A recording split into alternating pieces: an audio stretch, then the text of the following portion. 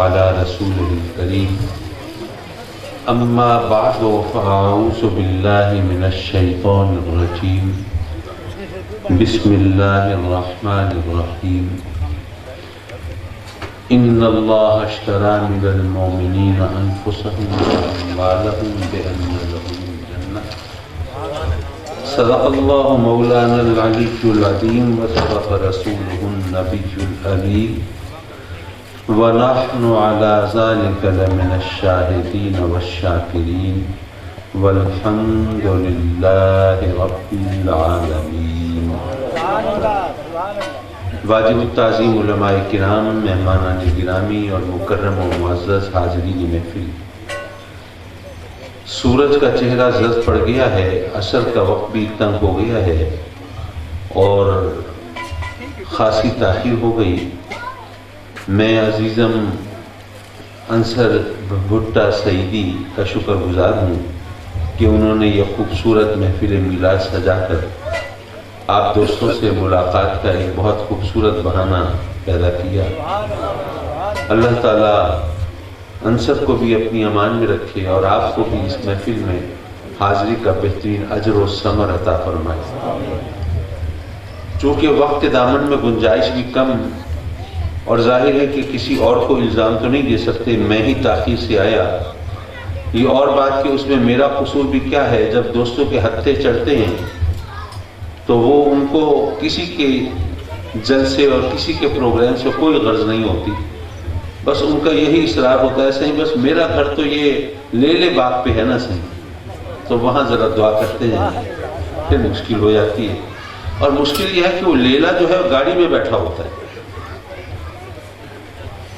حضرات مکرم، رب کائنات نے اپنے بندوں کی ہدایت کے لیے سلسلہ نبوت و رسالت جاری فرمایا. اگر وہ چاہتا تو سب کو ڈائریکٹ وحی دے دیتا. ہم صبح سو کے اٹھتے، ہمارے تکیے کے نیچے قرآن مجید کا نسخہ رکھا ہوتا، ہم اس کو اٹھاتے، اس کی تلاوت کرتے، اس پر عمل کرتے، صراط مستقیم پر چلتے، نجات پاتے. تو آخر اس نے پھر ہماری ہدایت کے لیے انبیاء کو کیوں بھیجا جب اس طرح ڈائریکٹ ہمیں وحی دی جا سکتی تھی؟ ہر ایک کو اللہ تعالیٰ ڈائریکٹ ہدایت دے سکتا تھا نا، اس کی شان میں تو کوئی کمی نہیں، تو اس نے ہر ایک کو ڈائریکٹ ہدایت کیوں نہیں دی؟ دو باتیں ہیں. پہلی بات تو یہ ہے کہ اس کا ہم لوگوں پہ رحم ہے کہ اس نے ہر ایک کو ڈائریکٹ وحی نہیں بھیجی. وہ اس لیے کہ ڈائریکٹ وحی بھیجتا بھی صحیح تو اپنا حال تو ہم جانتے ہیں. کیا ہم سب اس پہ عمل کرتے ہیں؟ جن چیزوں کے بارے میں ہمیں پتہ ہے کہ اس میں کوئی شک نہیں، کوئی شبہ نہیں، موت پر یقین ہے کہ نہیں ہے؟ اور اگر ہم مسلمان ہیں تو موت کے بعد رب کی بارگاہ میں حساب دینے پر بھی یقین ہے کہ نہیں ہے؟ اگر کوئی کہے کہ نہیں ہے تو ہم مسلمان ہی نہیں ہیں، مومن ہی نہیں ہیں. لیکن اس کے باوجود ہم میں سے کتنے ہیں جو یہ خیال رکھتے ہیں کہ رب کی بارگاہ میں حساب دینا ہے؟ ذرا خیال رکھیں، کوئی گڑبڑ نہ کریں، کوئی چکر نہ چلائیں، کسی کا حق نہ ماریں، کوئی ظلم نہ کریں، زیادتی نہ کریں، اللہ رسول کے احکام سے انحراف نہ کریں. کوئی کرتے ہیں ایسا؟ حالانکہ یقین تو ہے. حضرات مکرم، کہنے کا مطلب یہ ہے کہ وحی ہوتی بھی صحیح تو جو ہماری حالت ہے، جو ہم اپنے آپ کو دیکھتے ہیں، تو اس وحی کے باوجود ہم شاید اس پر صحیح طرح عمل نہ کر پاتے. اچھا، ابھی تو آقا کریم پر وحی ہوئی، آپ نے ہمیں تعلیم دی، ہم نے کوئی گڑبڑ کی تو چلیے توبہ کی، معافی مانگی، سرکار کی شفاعت کا سہارا لیا، رب کی رحمت کا سہارا لیا اور سوچا کہ چلو کچھ بخشش ہو جائے گی. لیکن اگر ڈائریکٹ وحی ہو رہی ہو اور پھر آدمی گڑبڑ کرے، ڈنڈی مارے، پھر کوئی بچاؤ کی صورت بچتی ہے؟ پھر تو بچے نہیں، پھر تو اللہ کے قہر و غضب سے محفوظ رہنے کی کوئی صورت نہیں بنے گی. تو اللہ نے کرم فرمایا، ہم پر ڈائریکٹ وحی نہیں بھیجی، ورنہ ہم تو اس کے عذاب سے بچ ہی نہیں سکتے تھے. دوسری بات، اگر ہمیں جیسے میں نے کہا کہ صبح اٹھتے قرآن مجید سرہانے رکھا ہوتا، ہم اس کو پڑھتے اور اس پر عمل کرتے، لیکن کیسے کرتے؟ اگر کوئی شخص آج کافر ہو، مسلمان ہو جائے تو آپ نے اس سے کہا کہ بھئی نماز پڑھنی ہوگی، مسلمان تو نماز پڑھے گا۔ اس نے کہا کہ کیسے پڑھیں گے؟ آپ نے اسے کتاب کی نماز دے دی کہ یہ پڑھو اور اس کو دیکھ کے تم نماز پڑھ لیا کرو۔ تو کیا وہ نماز کی کتاب پڑھ کے صحیح طرح نماز ادا کرنے کے قابل ہو سکے گا؟ نہیں، اس کو نماز پڑھ کے دکھانی پڑے گی۔ اگر صرف ایک نماز بھی بغیر عملی مشاہدے کے، بغیر تجربے کے اگر نہیں پڑھا سکھائی جا سکتی تو پورا دین اور پوری زندگی کا سبق یہ زبانی کلامی کیسے ہو سکتا تھا؟ تو اس لیے رب کائنات نے انبیاء کرام علیہ السلام کو بھیجا تاکہ وہ ہمارے درمیان زندگی گزار کے ہمیں بتائیں کہ ہمیں زندگی کس طرح گزارنی چاہیے۔ اچھا، اس بات کو ایک اور انداز سے بھی میں عرض کرتا ہوں۔ دیکھیے، اگر آپ کوئی مشین خریدنے جائیں بازار میں، کوئی سادہ سی مشین، جیسے ہر گھر میں جوسر ہوتا ہے نا، بلینڈر بھی ہوتا ہے، وہ چٹنی بنانے کی مشین، گرائنڈر بھی ہوتا ہے مسالہ پیسنے کی مشین، یہ سادہ مشینیں ہیں۔ تو یہ خریدنے جائیں تو دکاندار جو ہے وہی دکان پہ مشین چلا کے آپ کو بتا دیتا ہے کہ دیکھیں جی اس بٹن کو آن کریں گے، دبائیں گے، اس سے مشین چل پڑے گی، اس سے یہ بند ہو جائے گی، یہ آف کا بٹن ہے، اور یہ جو بٹن ہے درمیان میں دو، ان سے سپیڈ کم یا زیادہ ہوتی ہے۔ یہ 3-4 بٹن ہیں، آپ نے سیکھ لیا، اس کو خرید لیا، لے آئے، مشین چلاتے رہے، فائدہ اٹھاتے رہے۔ لیکن اگر کوئی آپ ذرا پیچیدہ مشین خریدنے کے لیے جائیں، مثلا اسمارٹ فون خریدنے رہے، اب دکاندار سے کہا کہ بھائی ذرا مجھے سکھا دو، بتا دو اس میں کون کون سے فنکشنز ہیں، جس سے کیسے فائدہ اٹھانا ہے، تو کیا وہ آپ کو بتا دے گا؟ وہ کہے گا جناب میں تو صبح سے شام تک لگا رہا ہوں، تو میں تو نہیں سمجھا سکوں گا اور آپ سمجھ بھی نہیں پائیں گے۔ تو ایسا ہے کہ فون بنانے والی کمپنی نے یہ بکلیٹ چھاپی ہے، کتابچہ چھاپا ہے، اس کے اندر سب کچھ لکھا ہوا ہے، اس کو پڑھ کے آپ ذرا اس کو آپریٹ کریں اور پتہ چلے کہ اس میں کیا کیا چیزیں ہیں۔ اور اگر کہیں آپ کو کوئی مشکل ہو تو آج کل جو ینگسٹرز ہیں، نوجوان ہیں، انہوں نے تو موبائل فونز پہ PhD کی ہوئی ہے، ان سے پوچھیے گا وہ آپ کو بتا دیں گے۔ لیکن اگر آپ کوئی ایسی مشین خریدنے جائیں جو بے حد قیمتی ہو، کروڑوں کی ہو اور بہت زیادہ پیچیدہ بھی ہو، اگر آپ میں کوئی میڈیکل سائنس سے تعلق رکھنے والے ہیں تو آپ کو پتا ہوگا کہ آج کل MRI کی اور سکیننگ کی ایسی مشینیں آ گئی ہیں جو کہ کروڑوں کی ہیں اور بہت نازک ہیں، بہت پیچیدہ ہیں، بہت ڈیلیکیٹ ہیں، نازک ہیں۔ تو ایسی مشینیں ہوں، یا جیسے فیکٹریوں کی مشینیں ہوتی ہیں کروڑوں کی، تو اس کے لیے مشین بنانے والے ایک کتابچہ، بکلیٹ تو چھاپ دیتے ہیں کہ اس کو کس طرح استعمال کرنا ہے، لیکن اس پر اکتفا نہیں کرتے۔ وہ کہتے ہیں کہ بھی بات یہ ہے کہ اگر مشین خریدنے والے نے، ہمارے کسٹمر نے ذرا کوئی گڑبڑ کر دی، صحیح طرح مشین آپریٹ نہ کی تو مشین جل جائے گی، اس کا جو نقصان ہوگا سو ہوگا، ہمارا تو بٹھا بیٹھ جائے گا، لوگ کہیں گے کروڑوں کی مشین تھی، 2 ہفتے نہیں چلی، ہماری تو کمپنی بند ہونے پہ آ جائے گی۔ تو وہ ایسا کرتے ہیں کہ تحریری ہدایت نامہ چھاپنے کے باوجود کمپنی کا ایک بندہ تیار کرتے ہیں، اس کو بھیجتے ہیں، بھئی جاؤ اپنی نگرانی میں مشین لگوا کے، چلا کے، تجربہ کرا کے دکھا کے آؤ، ذرا دیکھ لینا بجلی کا کنیکشن بھی، وہ جو ٹرانسفارمر ہے اس کے کیپیسٹی بھی، وہ وولٹیج ایمپیئرز وغیرہ، یہ تمام چیزیں دیکھ کے ذرا تجربہ کرا کے دکھا کے آنا، تاکہ نہ کسٹمر کا نقصان ہو نہ ہمارا نقصان ہو۔ اچھا، یہ کوئی قصوں کہانیوں کی بات نہیں کر رہا، یہ روزمرہ کی زندگی کی بات ہے، ایسا ہوتا ہے۔ حضرات مکرم، یہ جو انسان ہے یہ بھی بڑی نازک اور بڑی قیمتی مشین ہے۔ لقد خلقنا الانسان فی احسن تقویم، یہ اس کی کاریگری کا شاہکار ہے، یہ اس کی صنعت کا نمونہ ہے۔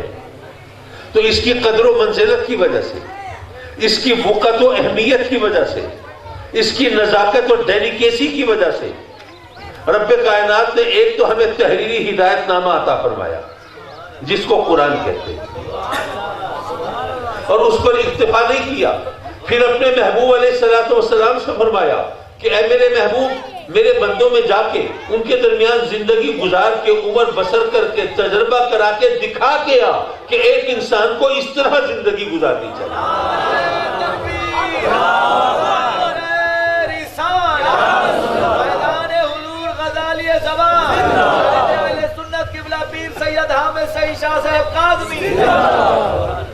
اگر تم اس طریقے سے زندگی گزارو گے جس طرح آقا کریم نے ہمیں دکھایا، زندگی بسر کر کے ہمیں بتایا، تو پھر ہمیں پتہ چلے گا کہ اس مشین میں کتنے ڈیفرنٹ آپریشنز ہیں، فنکشنز ہیں، اس کو کس کس طرح ہم استعمال کر سکتے ہیں اور اس کا میکسیمم بینیفٹ کیا کچھ لے سکتے ہیں، یہ تو تب پتہ چلے گا۔ حضرات محترم، اس کو ایک اور مثال کے ذریعے سمجھ سکتے ہیں۔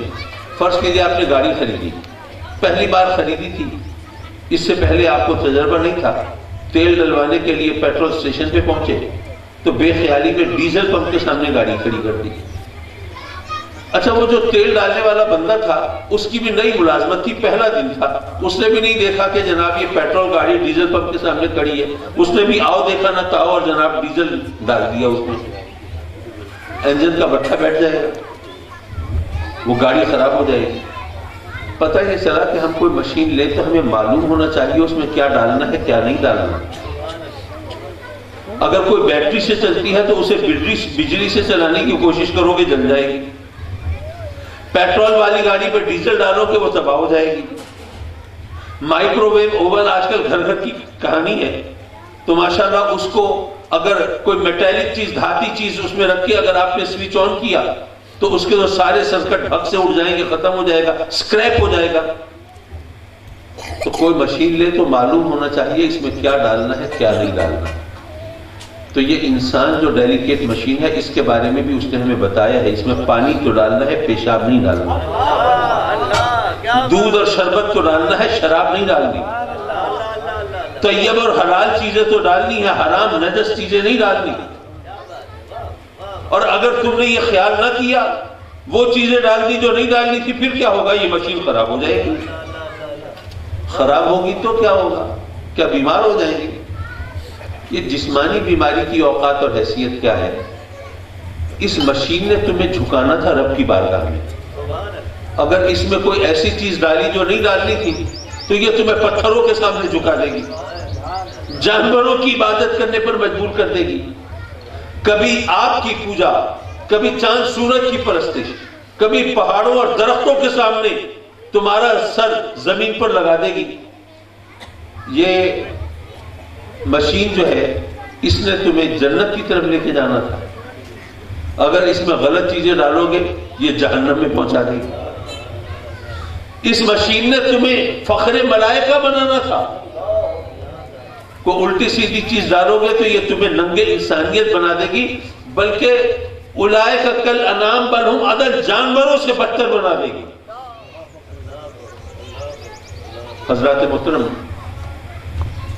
اگر ہم آقا کریم صلی اللہ علیہ وسلم کے دکھائے اور بتائے ہوئے طریقے سے اس مشین کو آپریٹ کریں گے تو ہمیں پتہ چلے گا اس میں کتنے ڈیفرنٹ فنکشنز ہیں۔ اگر اس کو اس طریقے سے استعمال کرو گے پتہ چلے گا کہ پھر جانور بھی ہمارا کہنا مانیں گے، پھر موسم بھی ہماری مرضی سے تبدیل ہو سکتے ہیں، پھر واقعات کی ترتیب بھی ہماری خواہشات کے تابع ہو سکتی ہے۔ اچھا، لوگ بعض اوقات کہتے ہیں کہ یہ جی عجیب لوگ ہیں، یہ پیر فقیر لوگ بھی، پھر قرآن آیا ہے ہماری ہدایت کے لیے، یہ قرآن کو گھول کے پلانا شروع کر دیا انہوں نے۔ قرآن آیا ہے عمل کے لیے، یہ جناب بتاتے ہیں نہیں نہیں یہ آیت پڑھو، یہ سورت پڑھو، تسبیح گھماؤ، یہ مسئلہ حل ہو جائے گا۔ یہ مسائل کے حل سے کیا تعلق ہے اس کا؟ یہ تو عمل کے لیے، ہدایت کے لیے۔ اب یہ معاملہ ایسا ہے حضرت کہ اچھے بھلے علماء بھی خاموش ہو جاتے ہیں۔ میں نے اس کا جواب دیکھا تو خود قرآن میں تھا، کہیں اور جانے کی ضرورت ہی نہیں۔ اچھا، اس میں پہلے ہی بتا دوں کہ بے شک ہمارا ایمان ہے قرآن اصل میں ہماری ہدایت ہی کے لیے آیا ہے، اس پہ کوئی شک نہیں، کوئی شبہ نہیں، اس کا کوئی انکار کر ہی نہیں سکتا۔ قرآن کا سب سے بڑا فائدہ یہ ہے کہ ہم اس کو پڑھ کے ہدایت حاصل کریں اور پھر اس پر عمل کریں، اس پر کوئی بحث نہیں، اس کا کوئی انکار نہیں۔ لیکن یہ جو دم درود وغیرہ ہوتا ہے یا جو وظائف ہوتے ہیں ان کی کیا اوقات اور حیثیت ہے، میں اس کی بات کر رہا ہوں۔ قرآن مجید کی مشہور آیت ہے، آپ نے بھی سنا ہوگا کہ لو انزلنا ھذا القرآن علی جبل لرأیتہ خاشعا متصدعا من خشیۃ اللہ، اگر ہم قرآن کو نازل فرماتے پہاڑ پر تو اے مخاطب تو دیکھتا کہ پہاڑ بھی ریزہ ریزہ ہو جاتا، پھٹ جاتا، پہاڑ ریزہ ریزہ ہو جاتا، پھٹ جاتا۔ کیا قرآن کے وزن سے؟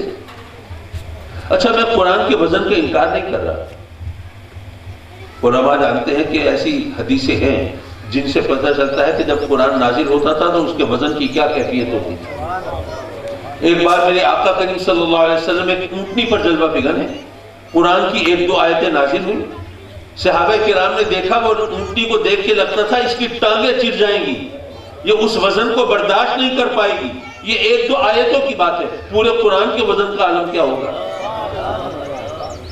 لیکن قرآن ریزہ ریزہ ہوتا تو معاف کیجئے، پہاڑ ریزہ ریزہ ہو جاتا تو قرآن کے وزن سے نہیں، من خشیت اللہ، اللہ کے خوف سے۔ یہ تو بہت ہی عجیب و غریب بات ہے۔ آپ کہیں گے عجیب و غریب کیا بات ہے؟ کوئی سیدھی سی بات ہے، اللہ فرماتا ہے اللہ کے خوف سے ریزہ ریزہ ہو جاتا ہے، اس میں عجیب بات کیا ہے؟ میں سمجھاتا ہوں عجیب بات کیا ہے۔ ہم یہاں بیٹھے ہیں، آس پاس مکانات بنے ہوئے، یہ در و دیوار ہے، یہ جو دیواریں ہیں، پلرز ہیں، ستون ہیں، یہ جو اینٹیں ہیں، پتھر ہیں، اگر آپ ان کو ڈرانے کی کوشش کریں، ایس ایچ او آ رہا ہے، ڈر جائیں گی یہ دیواریں؟ چلو ایس ایچ او کی شاید اتنی اوقات نہ ہو کہ اس سے ڈریں، ان کو ڈی آئی جی سے ڈراؤ، ڈر جائیں گے؟ اس سے بھی نہیں ڈریں گے۔ اچھا چلیں ان کو ذرا دوسرے انداز سے ڈرائیں، یہ چیف جسٹس آ رہا ہے، کیا پھر ڈر جائیں گے؟ اس سے بھی نہیں ڈریں گے۔ چلو سانپ بچھو اور بھیڑی اور شیر سے ڈرانے کی کوشش کرو، کیا ڈریں گے؟ نہیں۔ کمال ہے، انسان اشرف المخلوق تو ڈر جاتا ہے، یہ نہیں ڈر رہے، کیوں؟ اس لیے کہ خوف کے لیے ایک شعور چاہیے، آگہی چاہیے، عقل چاہیے، فہم و فراست چاہیے، سوچنے سمجھنے کی صلاحیت چاہیے، کوئی سوجھ بوجھ چاہیے، تبھی ڈرے گا نا کوئی۔ یہ پتھر کیا ڈریں گے؟ لیکن اللہ فرماتا ہے کہ قرآن کو نازل فرماتے ہیں پہاڑ پر، تو پہاڑ بھی اللہ کے خوف سے ریزہ ریزہ ہو جاتا۔ مولا یہ بات تو عجیب ہے، یہ پتھر، یہ پہاڑ، یہ خوف سے ریزہ ریزہ ہو جاتے، یہ کیا بات ہے؟ اللہ نے گویا یہ فرمایا کہ اے میرے بندو، یہ قرآن جو ہے یہ خالق کائنات کا کلام ہے، تمہارا کلام نہیں ہے۔ یہ چیزیں تمہارے کلام کا اثر قبول نہیں کرتی، اس کو نہیں سمجھتی، لیکن جب خالق کائنات کا کلام ہو تو کائنات کی ہر چیز اس کا اثر قبول کرتی ہے۔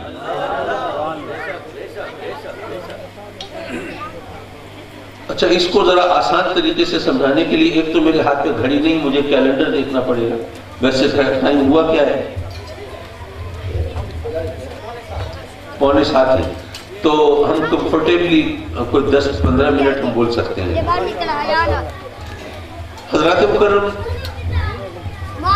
بات یہ ہے کہ آج کل تو بریف کیس، سوٹ کیس وغیرہ میں لاک، نمبرز کے لاک وہ عام ہیں، بلکہ دوسرے لاکس کا تو اب معاملہ ختم ہی ہو گیا۔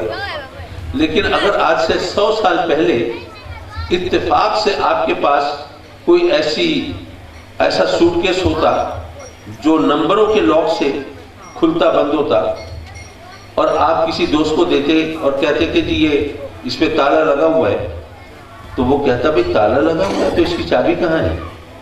تو آپ کہتے نہیں چابی سے نہیں، یہ نمبروں سے کھلتا ہے۔ تو وہ کہتا عجیب آدمی ہے، بھئی تالے چابیوں سے کھلتے ہیں، نمبروں سے کھلتے ہیں۔ اگر آپ ان کو سمجھانے کی کوشش کرتے کہ نہیں جی یہ نمبروں سے کھلتا ہے، تو بات اس کی سمجھ میں نہ آتی۔ یہ اور بات ہے کہ اگر آپ غور کریں تو یہ کانسیپٹ موجود ہے، ماشاءاللہ یہ مہک رہے ہیں، گاڑی میں رکھ دینا، خوشبو رہے گی، شکریہ۔ آپ نے وہ علی بابا 40 چور کی کہانی تو سنی ہوئی ہے نا، اس میں کھل جا سمسم ہے نا ایک سلسلہ، تھوڑا سا وقت ہے ہم ذرا بول لیں گے نا تو اچھا رہے گا۔ اب کھل جا سمسم کہ جی وہ جادوئی کلمات تھے، اس سے کھل جاتا تھا، لیکن مجھے یاد ہے آج سے تقریباً کوئی 40 سال پہلے ہمارے ایک عزیز آئے دبئی سے، تو ایک انڈا لے کے آئے وہاں سے، تو وہ انڈا تھا، اس کے آگے تالی بجاتے تھے تو وہ کھل جاتا تھا، اس میں سے چوزا نکل آتا تھا۔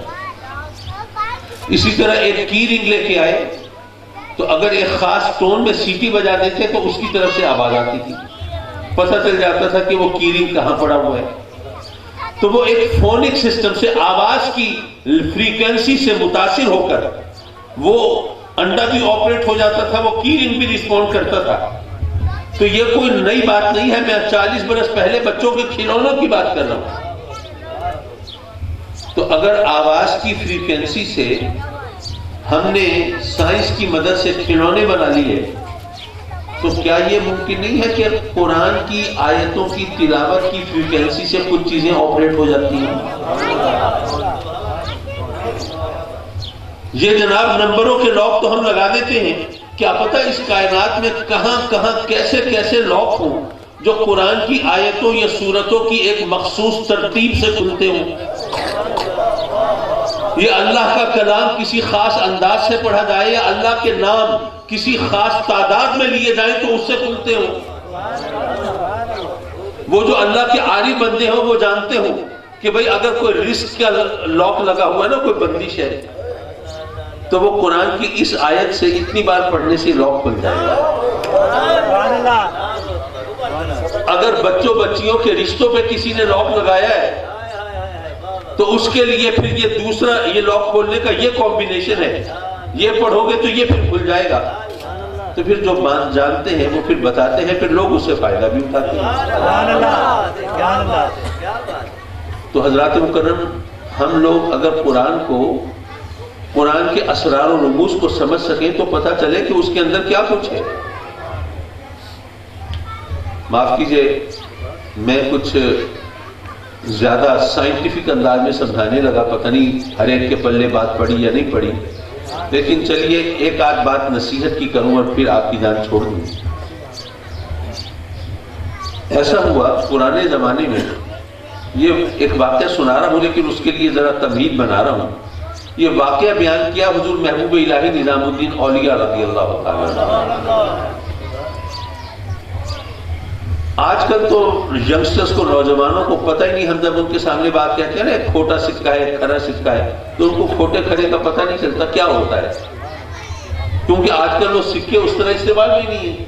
پھر مولانا آپ کو یاد ہوگا ہمارے بچپن میں سکے کھوٹے بھی ہو جاتے تھے۔ سکہ ہے، کثرت استعمال سے اس کے نقوش کھنچ گئے، اب وہ جو کچھ اس پہ چاند تارا بنا ہوا ہے، مینار پاکستان بنا ہوا ہے، وہ چونکہ گھس گیا اب پتہ نہیں چلتا، تو لوگ کہتے ہیں پتہ نہیں کہ یہ سکہ ہے یا کوئی اور دھات کا ٹکڑا آپ اٹھا رہے ہیں، نہیں یہ کھوٹا ہے، یہ نہیں چل سکتا۔ یا سکے پر آپ نے ذرا کوئی پتھر وتھر مار کے، کوئی ہتھوڑی مار کے اس کے نقوش کو بگاڑ دیا تو لوگ کہیں گے کہ نہیں یہ کھوٹا ہے، یہ نہیں چل سکتا۔ تو کھوٹا سکہ جو ہے پہلے ہوتا تھا، اب تو سکے نہیں ہوتے ہمارے یہاں زیادہ تر۔ تو حضور محبوب الہی ارشاد فرماتے ہیں کہ ایک بزرگ تھے، اللہ والے تھے، اس سے لو لگانے والے، اس کی قرب کے درجات طے کرنے والے، تو فلاں علاقے میں رہتے تھے اور انہوں نے روزی کمانے کے لیے دال روٹی کی چھابڑی لگائی ہوئی۔ آج کل تو چھابڑیوں کا رواج نہیں رہا، ریڈیو پہ آ گئے نا، ترقی ہو گئی ہے ماشاءاللہ، لیکن بہرحال اس وقت وہ چھابڑیاں لگاتے تھے، وہ دال روٹی کی چھابڑی لگاتے تھے۔ تو ایک نوجوان گیا ان کے پاس اور کھوٹا سکہ دے کے کہا کہ مجھے دال روٹی دے دیں۔ اب انہوں نے سکہ ذرا الٹ پلٹ کے دیکھا، نوجوان نے سوچا کہ اب یہ مجھے واپس کر دیں گے، بھئی یہ کھوٹا سکہ یہ تو نہیں چل سکتا، اس کے بدلے تو دال روٹی نہیں مل سکتی۔ لیکن بڑی حیرت سے دیکھا کہ انہوں نے وہ سکہ دیکھ بھال کے اپنے گلے میں ڈال لیا اور دال روٹی اس کو دے دی۔ اس نوجوان نے سوچا کہ یار یہ دیکھ تو رہے تھے لیکن لگتا ہے بوڑھے ہو گئے نا، تو بڑھاپے کی وجہ سے نظر کمزور ہو گئی، نظر نہیں آتا، پریٹینڈ کرتے ہیں، بس دکھاوا کرتے ہیں کہ میں دیکھ رہا ہوں، میں جان سکتا ہوں کھوٹا ہے کہ کھرا ہے، لیکن ان کو پتہ نہیں چلتا، دکھاوا اس لیے کرتے ہیں کہ لوگ بیوقوف نہ بنائیں۔ تو یہ ان کو اگر پتہ چل جاتا تو کھوٹا سکہ کیوں قبول کرتے؟ تو گھر آ کے بتایا کہ بھئی کسی کے پاس کھوٹا سکہ ہو نا تو ضائع نہ کرے، وہاں ان بزرگ کے پاس جائے، وہاں سے دال روٹی کھا لے، کوئی مسئلہ نہیں۔ اچھا، گھر والوں نے آزما کے بھی دیکھ لیا، واقعی ایسا ہوا، جب گئے کھوٹا سکہ دے کے دال روٹی مانگی، انہوں نے دیکھ بھال کے گلے میں ڈالا، دال روٹی دے دی۔ گھر والوں نے پھر اپنے پڑوسیوں، ہمسایوں، عزیزوں، رشتہ داروں کو، دوستوں کو بھی بتایا، تو جناب وہاں تو ماشاءاللہ کھوٹے سکے خوب چلے۔ حضور محبوب الہی تحریر فرماتے ہیں کہ جب کچھ عرصہ گزرنے کے بعد ان بزرگ کے دنیا سے رخصت ہونے کا وقت آیا تو اس وقت ان کے پاس ماشاءاللہ کھوٹے سکوں کا انبار لگا ہوا۔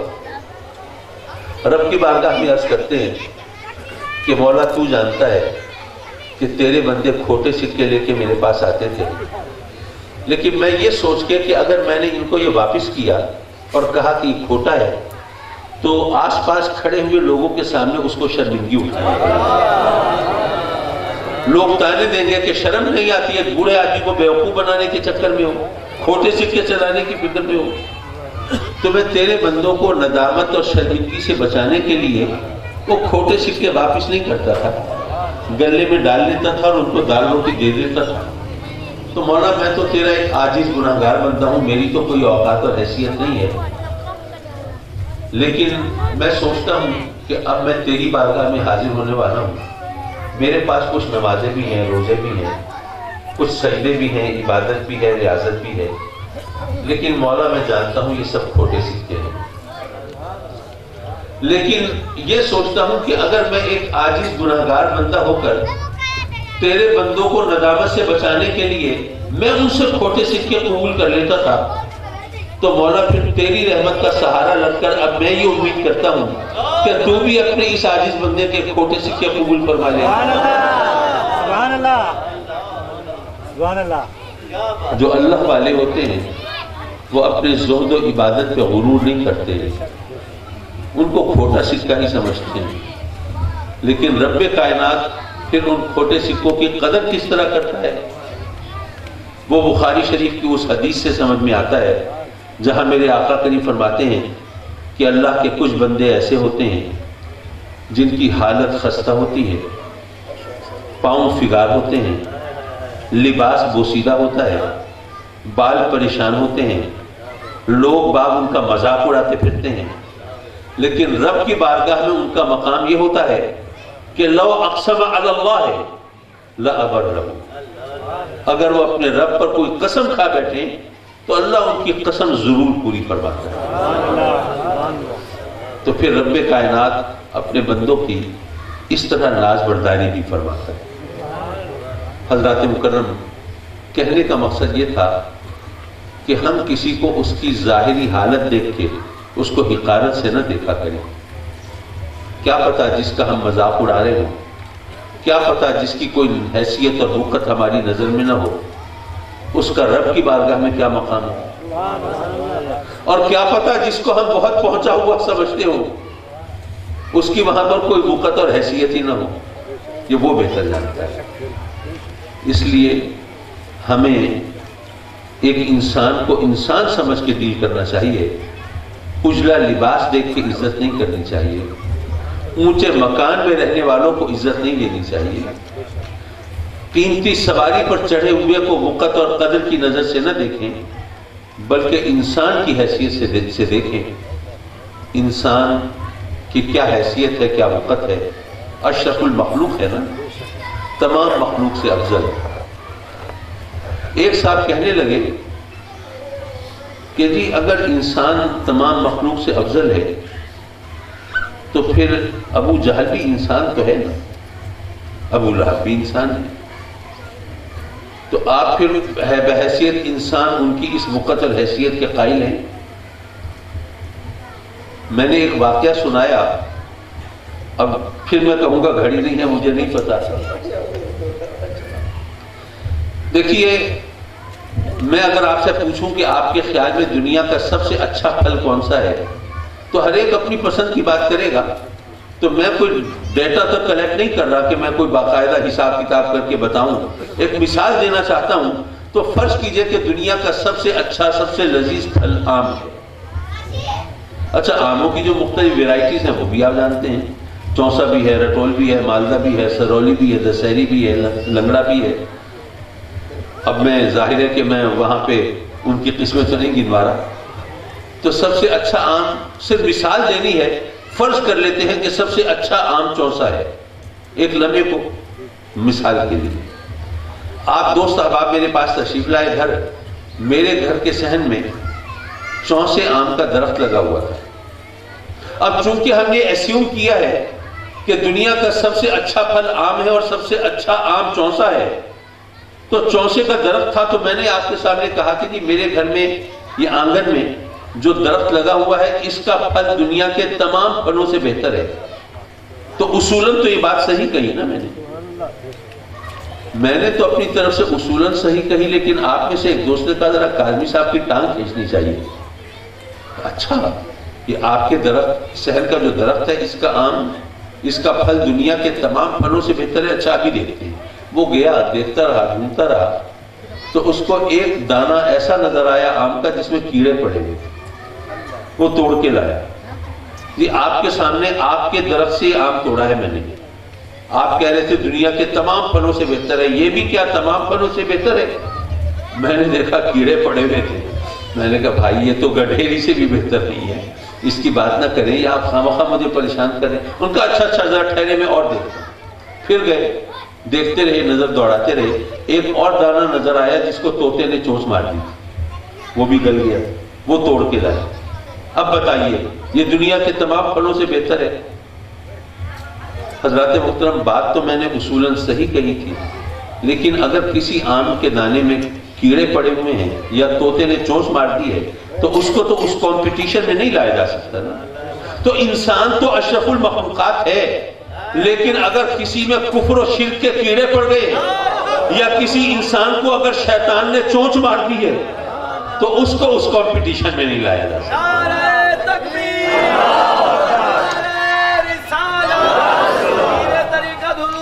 سید حامد سعید شاہ صاحب کاظمی حضور غزالی سما قائد ملت اسلامیہ. حضرات محترم میں اس چکر میں تھا کہ وقت تھوڑا ہے، میں کوئی باقاعدہ موضوع نہ چھیڑوں، تو اس لیے ادھر ادھر کی کچھ باتیں اکٹھی کر کے میں نے آپ کے سامنے تقریر بنا کے پیش کر دی. اللہ قبول فرمائے. اور کیا پتا کس کو کس چیز سے نصیحت مل جائے اور میری حاضری اس کا کوئی مقصد حاصل ہو جائے. رب کائنات حاضری کو قبول فرمائے اور ہمارے دوست عزیزم انصر بھٹا سعیدی کو دارین کی سعادتیں عطا فرمائے اور اس محفل کی برکتوں سے ان کی جھولی بھر دے. وآخر دعوانا ان الحمدللہ رب العالمین. ہوتے ہمارے یہاں زیادہ تر تو حضور محبوب الہی ارشاد فرماتے ہیں کہ ایک بزرگ تھے، اللہ والے تھے، اس سے لو لگانے والے، اس کی قرب کے درجات طے کرنے والے. تو فلاں علاقے میں رہتے تھے اور انہوں نے روزی کمانے کے لیے دال روٹی کی چھاپڑی لگائی ہوئی تھی. آج کل تو چھاپڑیوں کا رواج نہیں رہا، ریڈیو پہ آ گئے نا، ترقی ہو گئی ہے ماشاءاللہ. لیکن بہرحال اس وقت وہ چھاپڑیاں لگاتے تھے تو دال روٹی کی چھاپڑی لگاتے تھے. تو ایک نوجوان گیا ان کے پاس اور کھوٹا سکہ دے کے کہا کہ مجھے دال روٹی دے دے. اب انہوں نے سکہ ذرا الٹ پلٹ کے دیکھا. نوجوان نے سوچا کہ اب یہ مجھے واپس کر دیں گے، بھئی یہ کھوٹا سکہ یہ تو نہیں چل سکتا، اس کے بدلے تو دال روٹی نہیں مل سکتی. لیکن بڑی حیرت سے دیکھا کہ وہ انہوں نے وہ سکہ دیکھ بھال کے اپنے گلے میں ڈال لیا اور دال روٹی اس کو دے دی. اس نوجوان نے سوچا کہ یار یہ دیکھ تو رہے تھے لیکن لگتا ہے بوڑھے ہو گئے نا، تو بڑھاپے کی وجہ سے نظر کمزور ہو گئی، نظر نہیں آتا، پریٹینڈ کرتے ہیں، بس دکھاوا کرتے ہیں کہ میں دیکھ رہا ہوں، میں جان سکتا ہوں کھوٹا ہے کہ کھرا ہے، لیکن ان کو پتہ نہیں چلتا. دکھاوا اس لیے کرتے ہیں کہ لوگ بیوقوف نہ بنائیں. تو یہ ان کو اگر پتہ چل جاتا تو کھوٹا سکہ کیوں قبول کرتے. تو گھر آ کے بتایا کہ بھئی کسی کے پاس کھوٹا سکہ ہو نا تو ضائع نہ کرے، وہاں ان بزرگ کے پاس جائے، وہاں سے دال روٹی کھا لے، کوئی مسئلہ نہیں. اچھا گھر والوں نے آزما کے بھی دیکھ لیا، واقعی ایسا ہوا. جب گئے کھوٹا سکہ دے کے دال روٹی مانگی، انہوں نے دیکھ بھال کے گلے میں ڈالا، دال روٹی دے دی. گھر والوں نے پھر اپنے پڑوسیوں، ہمسایوں، عزیزوں، رشتہ داروں کو، دوستوں کو بھی بتایا. تو جناب وہاں تو ماشاءاللہ کھوٹے سکے خوب چلے.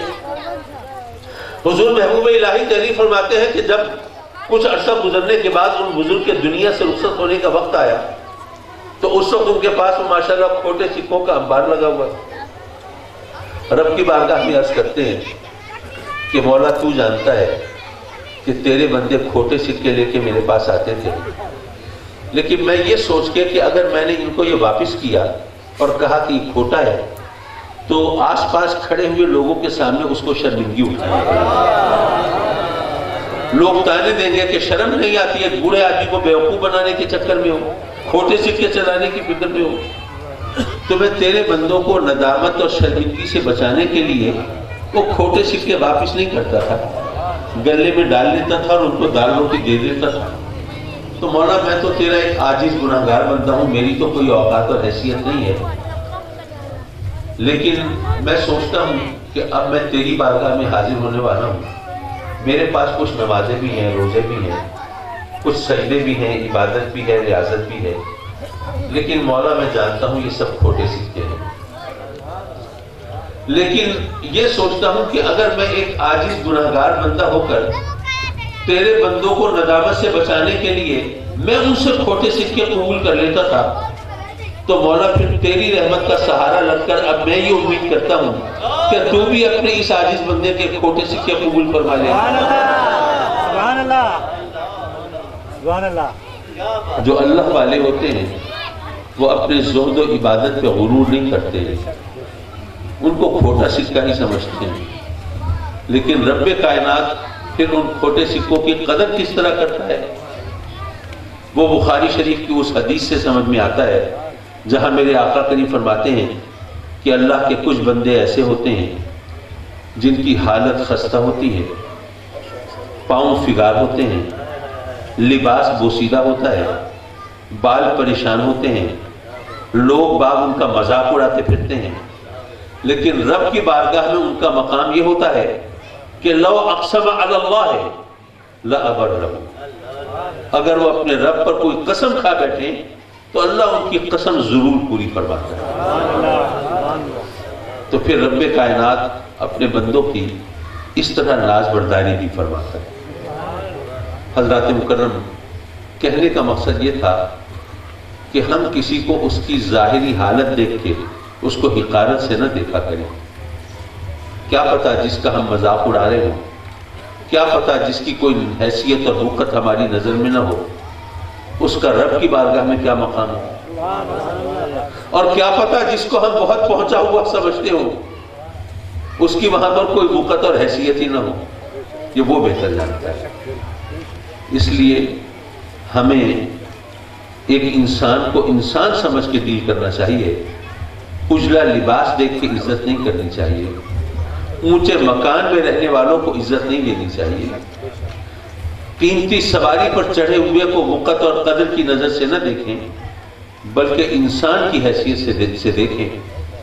انسان کی کیا حیثیت ہے، کیا وقت ہے، اشرف المخلوق ہے نا، تمام مخلوق سے افضل.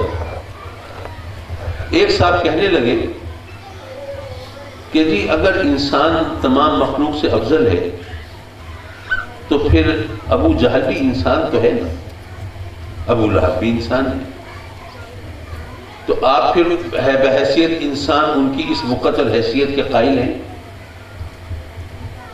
میں نے ایک واقعہ سنایا، اب پھر میں کہوں گا گھڑی نہیں ہے، مجھے نہیں پتا. دیکھیے، میں اگر آپ سے پوچھوں کہ آپ کے خیال میں دنیا کا سب سے اچھا پھل کون سا ہے تو ہر ایک اپنی پسند کی بات کرے گا. تو میں کوئی ڈیٹا تک کلیکٹ نہیں کر رہا کہ میں کوئی باقاعدہ حساب کتاب کر کے بتاؤں. ایک مثال دینا چاہتا ہوں. تو فرض کیجئے کہ دنیا کا سب سے اچھا، سب سے لذیذ پھل آم ہے. اچھا، آموں کی جو مختلف ویرائٹیز ہیں وہ بھی آپ جانتے ہیں، چونسا بھی ہے، رٹول بھی ہے، مالدہ بھی ہے، سرولی بھی ہے، دسہری بھی ہے، لنگڑا بھی ہے. اب میں ظاہر ہے کہ میں وہاں پہ ان کی قسمیں تو نہیں گنوا رہا. تو سب سے اچھا آم، صرف مثال دینی ہے، فرض کر لیتے ہیں کہ سب سے اچھا آم چونسا ہے، ایک لمحے کو مثال کے لیے. آپ دوست احباب میرے پاس تشریف لائے گھر، میرے گھر کے صحن میں چونسے آم کا درخت لگا ہوا تھا. اب چونکہ ہم نے ایسیوم کیا ہے کہ دنیا کا سب سے اچھا پھل آم ہے اور سب سے اچھا آم چونسا ہے، تو چونسے کا درخت تھا. تو میں نے آپ کے سامنے کہا کہ جی میرے گھر میں یہ آنگن میں جو درخت لگا ہوا ہے اس کا پھل دنیا کے تمام پھلوں سے بہتر ہے. تو اصولاً تو یہ بات صحیح کہی نا میں نے تو اپنی طرف سے اصولاً صحیح کہی، لیکن آپ میں سے ایک دوست نے کہا ذرا کاظمی صاحب کی ٹانگ کھینچنی چاہیے. اچھا، یہ آپ کے درخت، شہر کا جو درخت ہے، اس کا آم، اس کا پھل دنیا کے تمام پھلوں سے بہتر ہے. اچھا ابھی دیکھتے ہیں. وہ گیا دیکھتا رہا ڈھونڈتا رہا تو اس کو ایک دانہ ایسا نظر آیا آم کا جس میں کیڑے پڑے ہوئے تھے، وہ توڑ کے لایا. یہ آپ کے سامنے آپ کے درخت سے آم توڑا ہے میں نے. آپ کہہ رہے تھے دنیا کے تمام پھلوں سے بہتر ہے، یہ بھی کیا تمام پھلوں سے بہتر ہے؟ میں نے دیکھا کیڑے پڑے ہوئے تھے. میں نے کہا بھائی یہ تو گڈھیری سے بھی بہتر نہیں ہے، اس کی بات نہ کریں، یہ آپ خامخواہ مجھے پریشان کریں. ان کا اچھا ذرا ٹھہرے میں اور دیکھتا. پھر گئے دیکھتے رہے، نظر دوڑاتے رہے. ایک اور دانہ نظر آیا جس کو طوطے نے چونچ مار دی، وہ بھی گل گیا، وہ توڑ کے لائے. اب بتائیے یہ دنیا کے تمام پھلوں سے بہتر ہے؟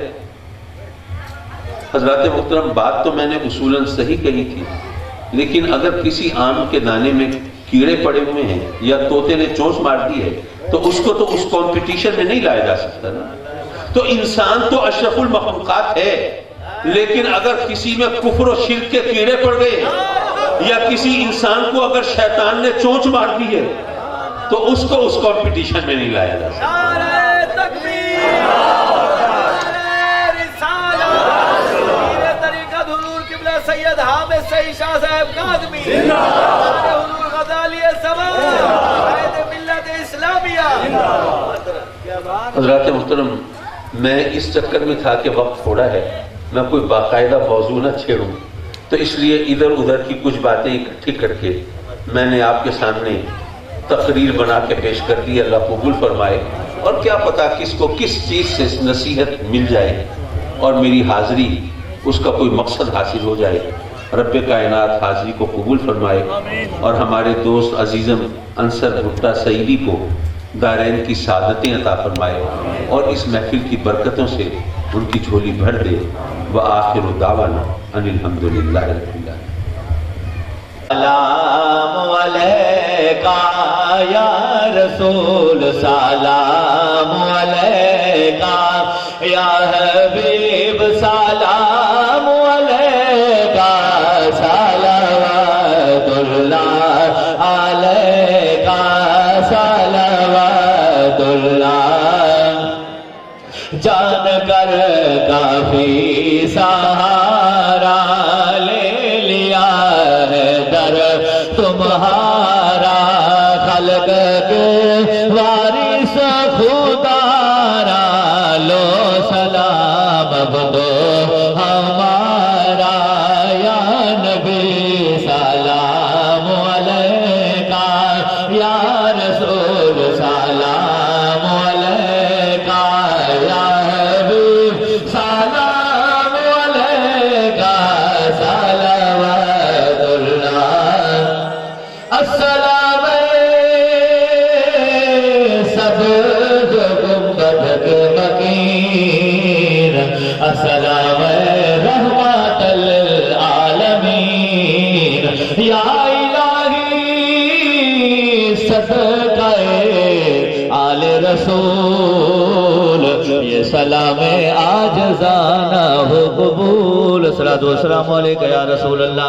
آپ دعا فرما کے اللهم صل على سيدنا مولانا محمد وعلى آل سيدنا مولانا محمد وبارك وسلم عليه. ربنا آتنا في الدنيا حسنة وفي الآخرة حسنة وقنا عذاب النار. میرے مولا اس مبارک نورانی محفل میں ہماری حاضری کو مقبول و منظور فرمائے.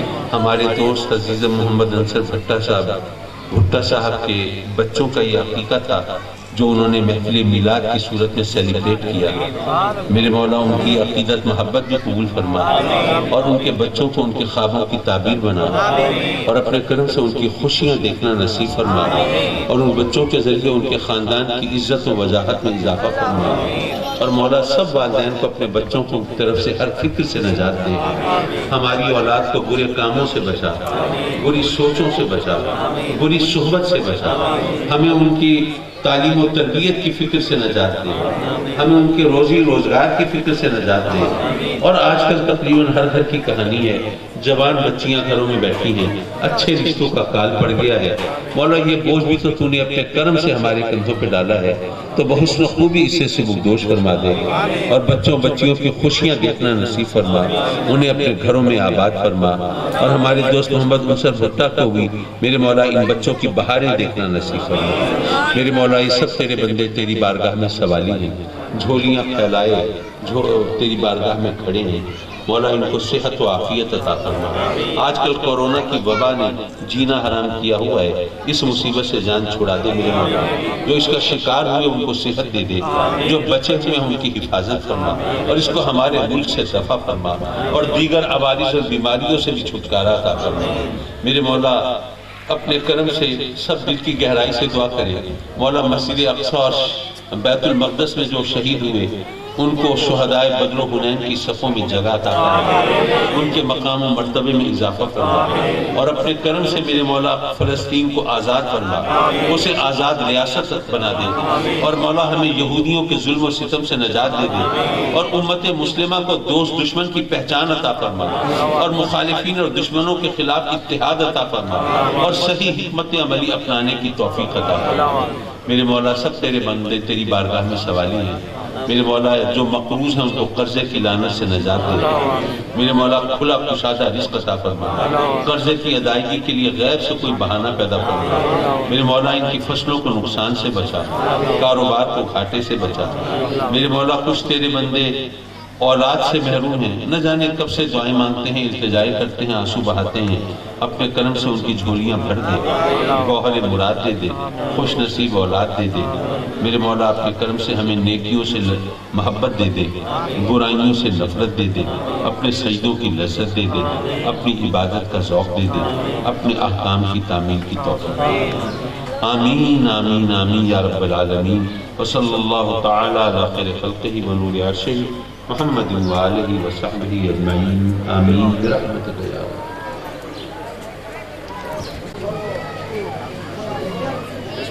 इसका छोड़ दो, हाथ बिल्कुल नहीं मिला वहाँ, हाथ भाई नहीं मिला वहाँ।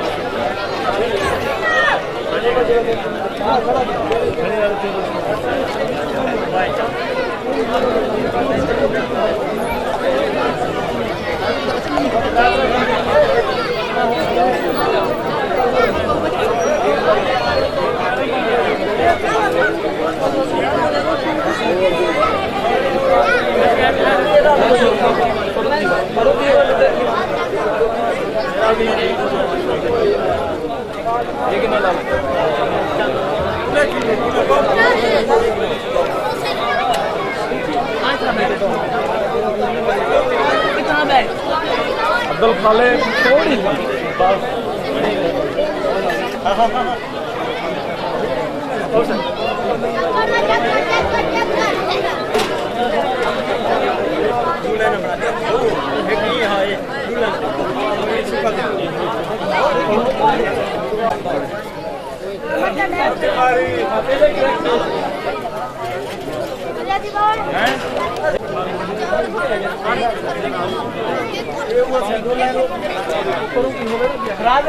पानी पानी भी